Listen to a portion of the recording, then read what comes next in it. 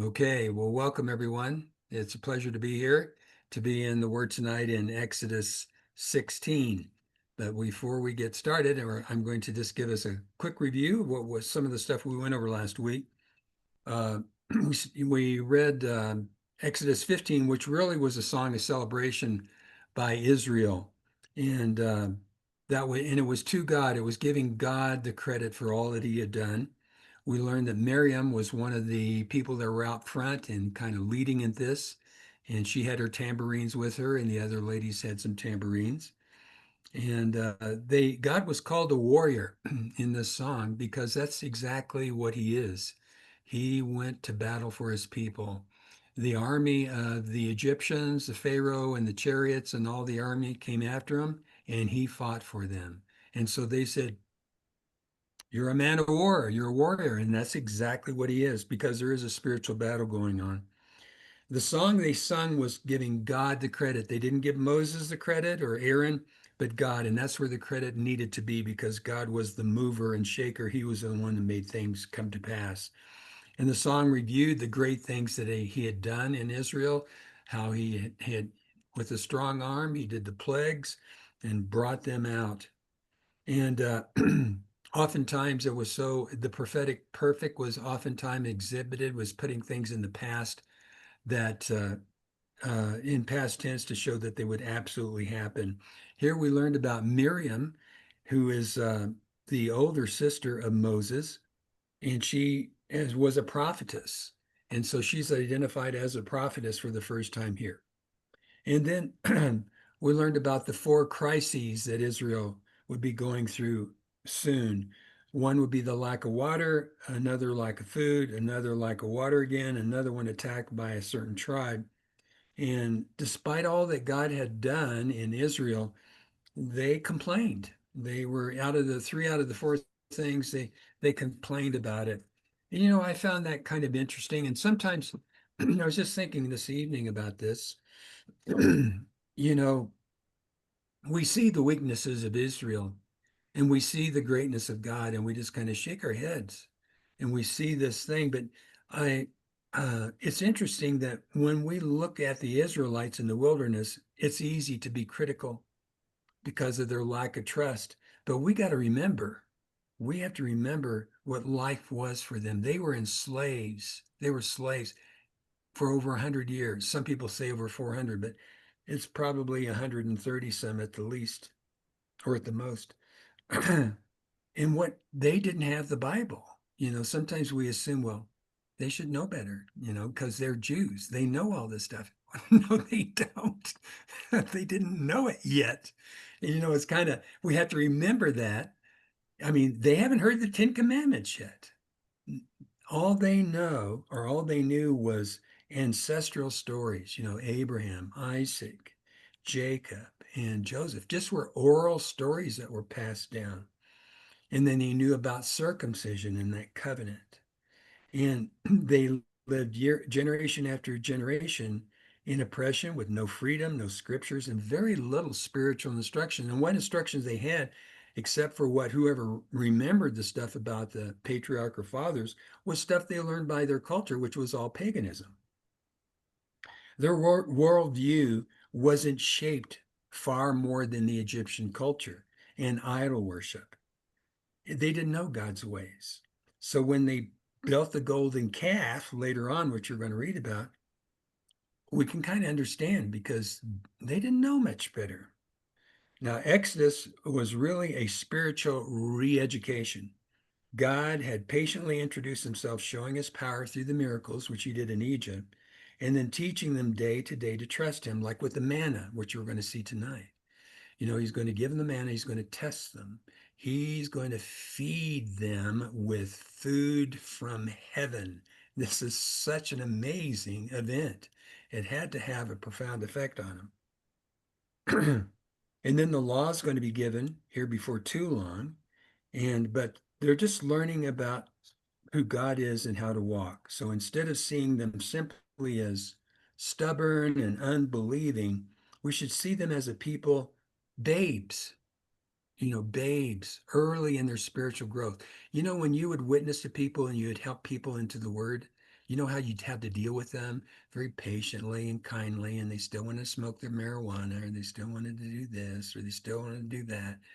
And they had all these habits that you just had to work through them until they grew up. We gave them milk, and then later they got spiritual food. So it helped me to think about these guys are babes. They're really young in the word. The title of Israelites has a lot of baggage on it, has a lot of weight to it, and the assumptions can be wrong. So I thought I would share that so we can have a little a better perspective of where these guys were. If we try to put ourselves in their shoes and what they dealt with and what they knew, we can kind of can understand what they did better.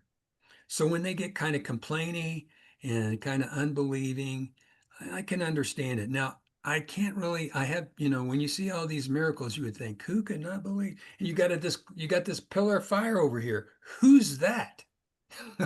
That's from God. All this amazing stuff, but still they are what they are, and that's what happened.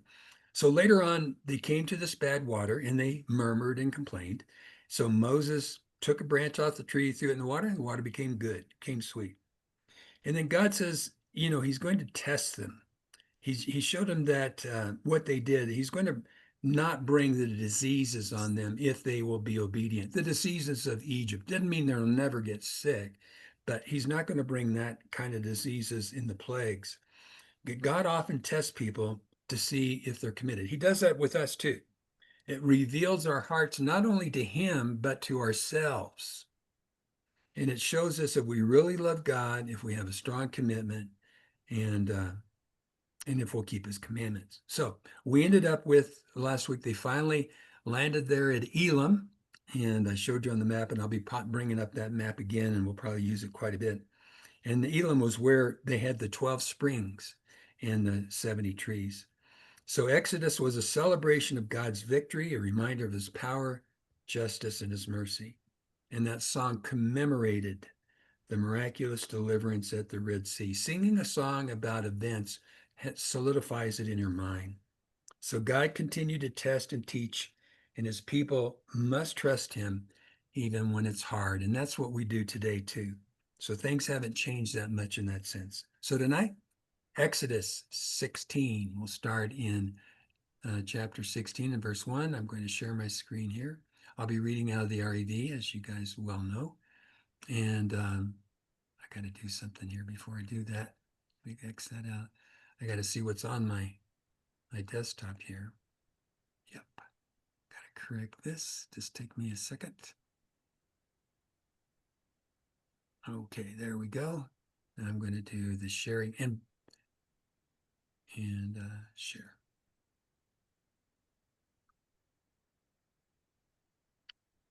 Okay. I started the sharing. Okay. It's going to take a little. It's going to be okay. So the sharing is starting. You're going to see some gray blocks here. And I don't think it's coming through at all yet. There it is. Okay, now I'm going to take away some of these blocks. And those are going to go away. Actually, they're not blocks as much as they are grayed out rectangulars. Okay. All right. Vicki, I can see you. Does it look good? Just give me a thumbs up. Sorta. It looks good. There's a block on the bottom, AJ, Oh, but I the can't get. where you're going to be reading is fine. Okay, good, because I just can't get rid of that. Okay, because That- all the pictures are at the side and they're blocking Oh, here, maybe I can get rid of it. Let me see here. everybody's pictures are at the side. Is that just my computer? You flip it to the left or right, Vicky. Is it better now? Is it better now? Yeah. Okay. All right. So let's get started here in chapter 16 and in verse 1. Now they had set out from Elim, and the whole congregation of the children of Israel came to the wilderness of Sin, which is between Elim and Sinai, on the 15th day of the second month after they went out after Egypt. Okay, let's take a quick look here of at that. And let me see. I'm going to I think I have to hit exit here. And I'm going to have to, well, I thought I would pop that up pretty easy. All right, so I'm going to stop sharing for a minute. So I'll have to go through this once again, guys. Thank you for your patience. And I'll bring this picture up now. Okay, I'll share again.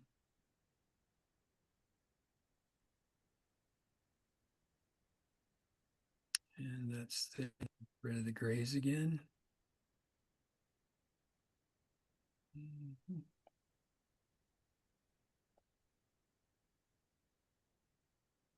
There we go. All right. So here's a picture of the map that we've been looking at. Can you see that okay? Jim, can you see it? Yeah. Okay, good. Okay. All right. So at the top we have the Great Sea, which is the Mediterranean. Over here we have the delta of the Nile River, and here's the land of Goshen, where the children of Israel were. And then when they headed out on the 15th of Nisan, they headed right down here along the Red River, a Red River. That's just about 12 miles from here, but the Huh. Red Sea, and they're at Middo, and this is where they crossed. So this is where God parted the water when Moses held up his staff, and then they started heading south. God told there's a more direct route up here, but God headed them to go south, and there's Elim. So that's where they were camping. So this is where it starts out. So you can see this is the Sinai Peninsula. It looks kind of like an arrowhead pointing down.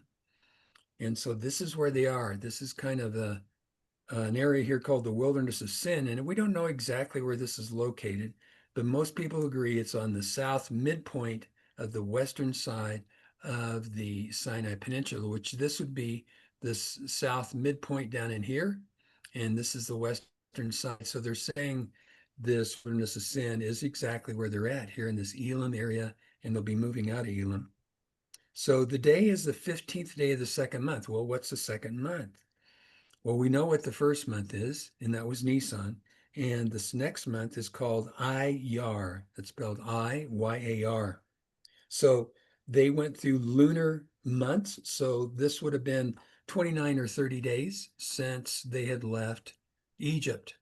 So they've been about a month down here, and this is where they're at. Now, Dennis Prager points out that around 30 days since the Israelites saw all these huge miracles done in Egypt, and despite that almost all of us may think the miracles don't necessarily lead to trust.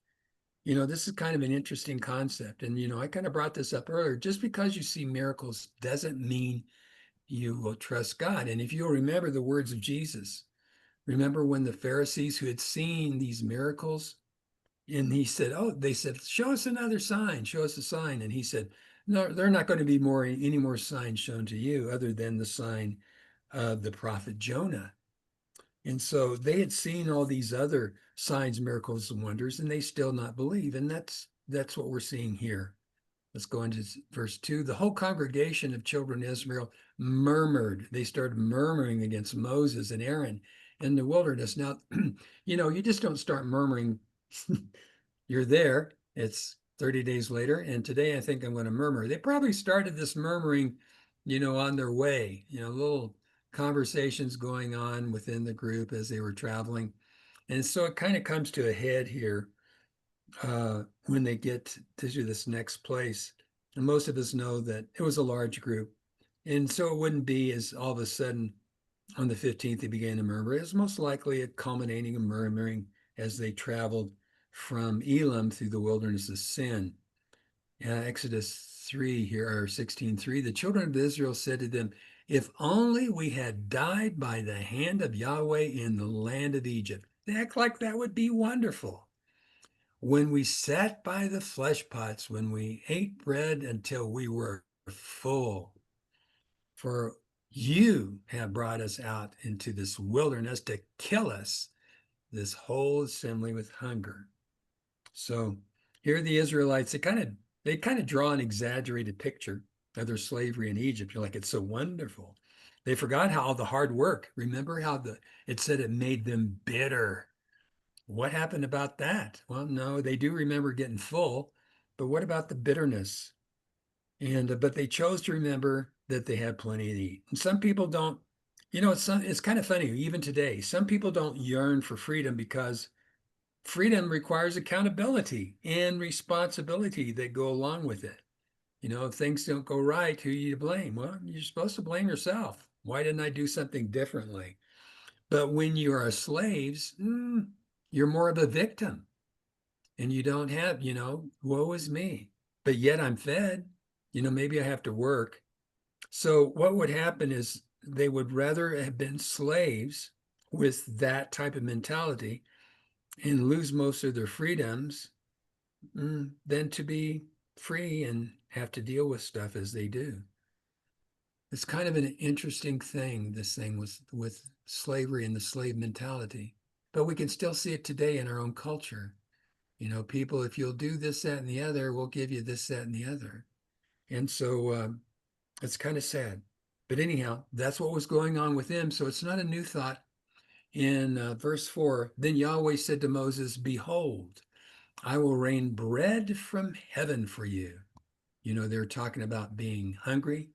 Now God's going to solve this problem. The people are to go out and gather a day's portion every day. By this I will test them whether they will follow my instructions. That's a big deal. Obedience is a big deal to God. Now, this is an idiom. It didn't literally rain bread from heaven, but it's an idiom. And it's like, it means it's coming from God. It's coming from heaven. It's coming from above. But we're going to find out that it's going to look like dew. And once the dew evaporated, we're going to see a layer of manna. And it's not yet said here, but this is going to feed them for the next 40 years in the wilderness. So they're going to be getting food in the morning, and they're going to be getting other things to eat at night. So the rain coming down is significant. It shows it's from God. And the word bread doesn't mean, it's not bread. Manna wasn't bread like we think of bread. It was food. And, it's like in the Lord's Prayer, give us this day our daily bread. Well, some people don't even eat bread. So we're talking about food. That's the general category here. Manna was food. And so that's what it was. So here we see God is testing them to see if they will follow instructions or not. And we'll see about that. So let's go on. So there are to go out, their instructions are to go out every day and gather the food they need. But then there's a special instruction on the sixth day. And so let's continue. And on the sixth day, they are to prepare what they bring. This should be twice as much as they gather daily. Moses and Aaron said to all the children of Israel in the evening, and this is interesting, you will know that Yahweh has brought you out from the land of Egypt. So here we are, the sixth day, they're to gather a double portion, enough for food for the sixth and seventh day, because the seventh day is going to be called the Sabbath. You'll see that here in a minute, and they're not to do any work. Now, the Israelites experience God every day. Every morning, the cloud of smoke guides them. Every evening, the cloud of fire lights them, gives light for them. Then this evening is going to be special because God's going to bring quail for them to eat. And the next morning is going to be special because God's going to give manna for them to eat, and then it'll appear for the first time. And it's going to appear every day, 6 days out of every week. But on the sixth day, they get twice as much. So this is pretty interesting. Okay. And in verse 7, and in the morning, but first of all, in the evening, I just don't want to pass that up here in verse 6. In the evening, now this again is between the evenings. And we talked about that, those of you who are in other teachings, and of course the last week of Jesus Christ, his crucifixion was between the evenings. And that would be like between 3 and 6 o'clock or at 3 o'clock. And then sometimes they have it between 6 and sunset, but here it's going to be like in the afternoon. So that's when the quail are going to show up. And in the morning, you will see the glory of Yahweh, because he hears your murmurings against Yahweh, who are we that you murmur against us? So Moses kind of talking to these guys about what they're doing and these murmurings. Now he reminds the Israelites here in verse 8. Moses said, Israel, Yahweh will give you flesh to eat in the evening, and in the morning bread to the full, because Yahweh hears your murmurings that you murmur against him. Who are we? Your murmurings aren't against us, but against Yahweh. So it makes it clear who they're murmuring against when it's not Moses and Aaron. So the flesh, of course, will be the quail, and the bread in the morning, which is the food, which is manna. Let's look in verse 9. Moses said to Aaron, tell all the congregation of the children of Israel, come near before Yahweh, for he has heard your murmurings. Okay, how do you do that? Do you come near before Yahweh? The tabernacle has not been set up. The Ark and the Covenant has not been set up. So what is most likely here is they came near the cloud, the pillar, where, the angel was there. And sometimes God would actually show up in this pillar. Let's continue, and this will become clearer. The glory of Yahweh appeared in the cloud. So as Aaron spoke to the whole congregation of the children of Israel, they looked toward the wilderness, and behold, the glory of Yahweh appeared in the cloud. So we had this cloud of smoke during the day, but then the glory of Yahweh appeared in the cloud. So those, you are a Bible-y bunch. So as you've read through the Old Testament, God shows his presence often by showing glory. And sometimes that's called a cloud, but it always means it's just a bright brilliance. When the glory of God was in the tabernacle or in the temple, the priests could not do their service because it was so bright. And so this sometimes is called the Shekinah glory, and that's what we're seeing here.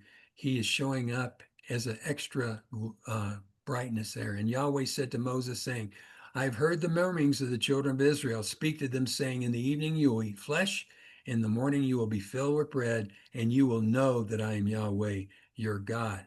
And in the evening quail came and covered the camp. And in the morning there was a layer of dew around the camp. And when the layer of dew lifted, behold, on the surface of the wilderness was something like thin and flaky, thin like the frost on the ground. And so they're starting to talk about this substance here. And when the children of Israel saw it, they said to one another, what is it? And that's so interesting because that's how we got the word manna. Actually, the children of Israel named this food. That's what they called it, and that's what God began to call it. At first, it was just bread, Now the children of Israel they say to him, "What is it? What is it?" It's very comical, but because they didn't know what it was, so Moses said to them, "It is bread from Yahweh. He's giving it to you to eat." So he clears up the thing.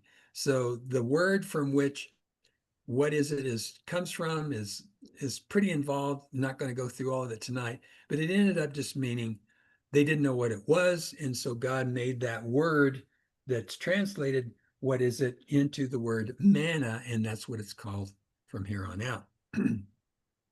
Let's go on in verse 16. Now, this is some very subtle things I want you to catch here. This is important that we understand this because this is going to be a carryover into the New Testament. This is what Yahweh commanded. Each one of you gather.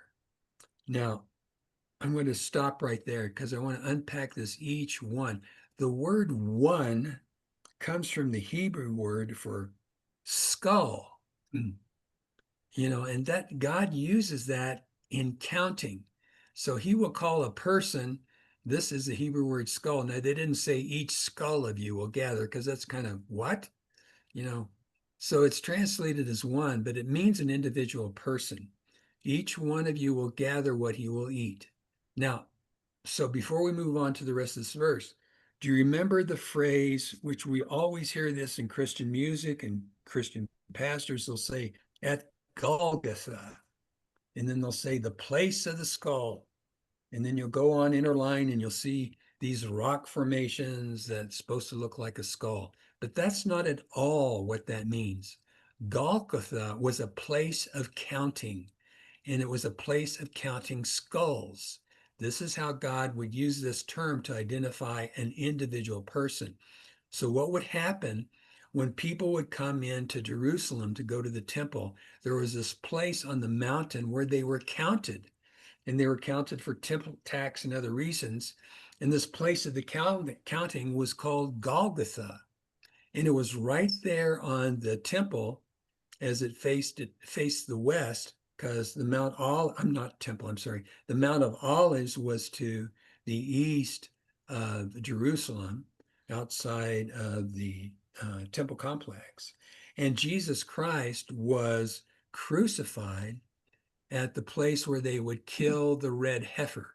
Now, most all sacrifices were sacrificed inside the temple on the altar. But there was this other exception where the red heifer was killed outside of the temple on the Mount of Olives. Now, we're not going to go into that. We'll leave that for another teaching. But the point is, skull was used for person. And I wanted you to see how it was that word Golgotha. That word Golgotha always puzzled me. Why did they say Golgotha? And that simply means a place of counting, because skulls represented the individual person. Now, what they will eat, an omer for each person. Okay, what's an omer? That's a good question. Well, you can check it all out, and most people will settle on it's about 2 quarts. It can be more than 2 quarts, maybe sometimes it's 3, but it's like 2 quarts. Okay, what's 2 quarts? Well, that's about 3.5 pounds, they're guessing. So we do know later on it'll be 1/10 of an ephah, but that doesn't help us Western guys that much either. But so you can get kind of perspective of it. So they were to get an omer for each person according to the number of people. You may take it, each man for those who are in his tent. So that's what they were supposed to gather, about an omer. And so the children of Israel did this. And some gathered a little bit more, some gathered a little bit less, depending on how many people were in their tent, right? So if you had 5, you had 5 omers. If you had 10, you got 10 omers. If you had 2, you got 2 omers. And so everybody knows what 2 quarts look like, a half gallon. Everybody's bought a half gallon of milk. So that gives you an idea about the volume. So when they measured it by the omer, he who gathered more had no surplus, and he who gathered less had no shortage. They gathered as much as each person could eat. So God is not stingy. You're going to get filled up. You're complaining that you didn't get full like you did back in Egypt. Well, that problem is now solved, but there are conditions. God always has conditions. And Moses said to them, no one is to leave any of it until morning. So don't you guys thinking, well, just in case, I think I'm going to get 2 omers, because what if God doesn't come through the next day? What if he changes his mind? So Moses tell them no one is to leave any of it until morning. So don't bring home too much. You can't put it in the refrigerator or back on the cabinet, because if you do, you're not going to like what you see. Nevertheless, see, God's testing them. They didn't listen to Moses, but some of them left some of it in the morning, and it became full of worms and stank. So there you go. God says, don't do it. Now you got maggots or whatever these things are, and it got all stinky. And Moses was angry with them. Ugh, these guys, why don't they do what God says? So he got angry. And a lot of times Moses gets angry for the right reasons. Occasionally he didn't, but he got angry. And so, he's thinking, you saw your military, the Egyptian military were drowned. The people trusted in Yahweh. Right about a month ago, they said, yeah, Yahweh and Moses, we trust them, but not now. So Moses gets angry with the Israelites. And God is not hesitant to reveal the flaws of some of the most revered people in the Bible. Like Moses, he was not perfect. He made a lot of mistakes. And God makes sure he exposes us. And God does a wonderful job, as we've read so far. We saw the flaws of all these people, but yet God continues to work with us. And this is very encouraging for us. with all of our flaws, God continues to work with us. And I think that's really the main reason God showed and people being so imperfect. And then he showed us that he still worked with them. And I think that's a really good lesson for us to keep in our hearts and minds. Okay. I think, let me see where I'm at here. Okay. Now let's move on down verse 21. He said to them, this is what Yahweh spoke about. Tomorrow is a day of rest, a holy Sabbath of Yahweh. Bake what you want to bake, boil what you want to boil. If you're going to cook your little squabs or whatever they are, those birds that came in. But you're not going to do that on the Sabbath. And all that is left over, set aside for yourselves to be kept until the morning. So, if you're going to cook your birds and then you're going to go gather on the sixth day, you're going to gather your manna. But God says to get twice as much, right? On the sixth day, they gathered twice as much bread, 2 omers per person. When all the rulers of the congregation came and told Moses, he said to them, this is what Yahweh spoke about. Tomorrow is a day of rest, a holy Sabbath day for Yahweh. This is a new concept. They haven't read Genesis yet. The seventh day God rested. So all of a sudden we think, oh, well, yeah, everybody knows the Sabbath is, the seventh day. No, they did not. This is a new concept. Tomorrow is a day of rest, a holy Sabbath from Yahweh. This is really a gift to people, especially to these people, these slaves that had to work 7 days a week. Now they work 6 and they take a day off. So this is a real blessing. Bake what you want to bake, boil what you want to boil today.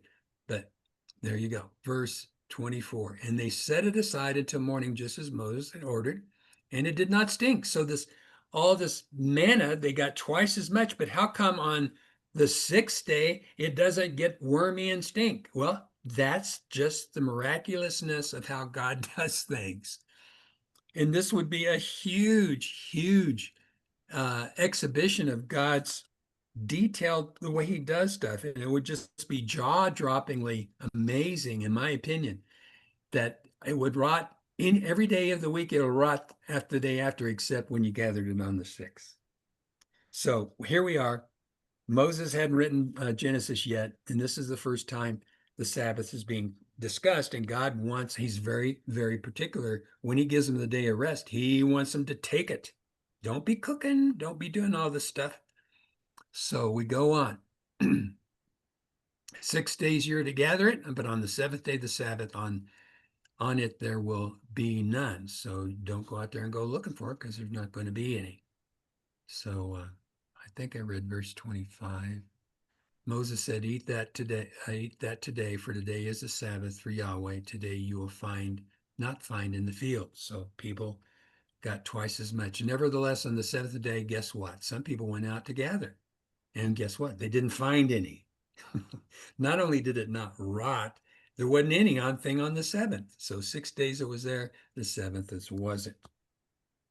Okay. Verse 28.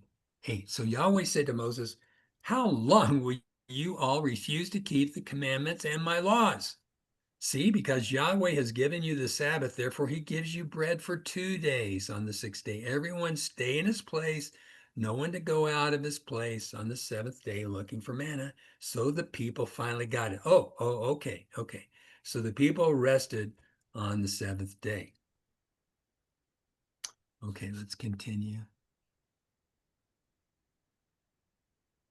Verse 31. The house of Israel called its name manna, and it was like coriander seed, white, and its taste was like wafers of honey. I think this is so cool. God tells us, weren't you? I was really curious. What's it look like? What's it taste like? And then God tells us what it was and what it tasted like. So here, I've got a little photo here for you. And I think oh, darn it. Some of my photos don't pull up easily. Let me see what I'm going to do. Okay, I'm going to stop sharing for just a minute, and I'm going to pull up this photo. And here it is. I've got it up. And then I'm going to reshare. I think I am. Sometimes these things don't always work the way I want. Okay, now I'm going to reshare. And here's the photo. And I got to get rid of the black globs here. Mhm. Can you see it okay? Yeah, there's a bar through the, there, it's cleared. Okay. All right. This just gives you a picture what it might have looked like. So you see the sun is just coming up here. It's not up too high. And so the Israelites are out there gathering this white stuff off the ground, figuring out their omers in their baskets. This gives you a little bit of a visual. And I think that's somewhat helpful. So I just thought I'd show that to you. So I'll close this out and we'll go back. Can you now see? Okay, let me open this up again.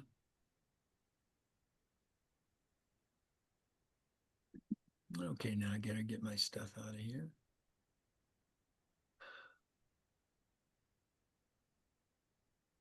Okay. Good.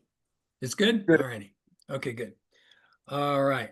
So that gives you an idea of what maybe looked like.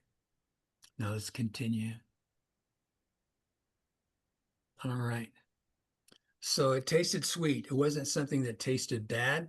It tasted sweet. And that just shows the kindness of God to make it taste good.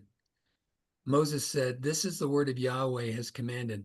Let a full omer be kept throughout your generations, so they can see the bread which I fed you in the wilderness, which I brought you out from the land of Egypt." Okay, so God says, get yourself an omer, in this jar or whatever you're using.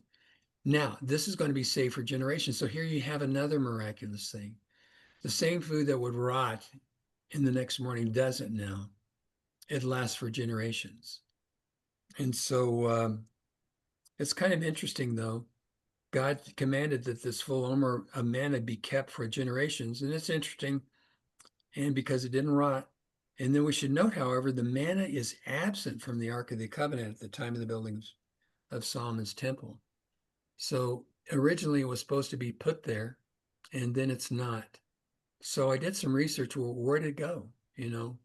So the guess is that people probably took a little taste. And there's about 400 or 500 years from the time God said to do this before the temple was built. And by that time it was gone. So it could be that, people took a little taste and after 400 or 500 years it's gone. Or it could have been that it served its purpose and it went through a number of generations, but it wasn't like forever. And it just stopped. So we don't know for sure why it's there, but it's not in the Ark of the Covenant at the time of Solomon's temple. So let's continue. All right, verse 33, Moses said to Aaron, "Take a jar." Okay, I did that. And just as Yahweh commanded Moses, so Aaron placed it before the testimony to be kept. And the children of Israel ate the manna 40 years until they came to a settled land. They ate the manna until they came to the border of the land of Canaan. Now, here are the last verses. An omer is a tenth of an ephah. So now we know, but you got to know what an ephah is. And we're not going to go into that tonight. But one of the things that it is interesting here is this is the book of Exodus, and we know that Moses wrote the 5 books here, but yet it's talking about something that happened after he had died. He didn't make it for the full 40 years. And we're going to see another place in the Old Testament where it describes Moses' death. And, where the adversary shows up and wants the body of Moses and the angel gets involved. We'll get into that. It's an interesting story. But this is after he died. So people say, well, he couldn't have written it then if there's a record after he's died. And yes, he could have. He could have written the bulk of everything, but certain aspects of things that occurred after he's died could have been written by Joshua. It's not like it's not inspired by God anymore because it happened after his death. But so that might come up, as a little sticky point that some people like to point out. Well, Moses didn't write it. Yeah, he did. He just didn't write every last word in those 5 books. At least that's the best we can come up with. So Heavenly Father, thank you for your love for us and the joy it is to be here together with your people and to be able to study this and to see about this manna, how neat it was, how you made it sweet so it tasted good. They had to eat it 40 years. That's quite a diet. Quail in the evening, manna in the morning, and I'm sure they ate the manna during the day too. And how you just kept good care of them. They gave them the daily bread that we so need even to this time. We're to pray for it, that you supply all of our needs and we can trust in you and you always come through. So bless your people this night, I pray. Thank you for a wonderful evening, a great day tomorrow. Thank you for continuing to love us and watch over us in the name of Jesus Christ. Amen. Stop recording.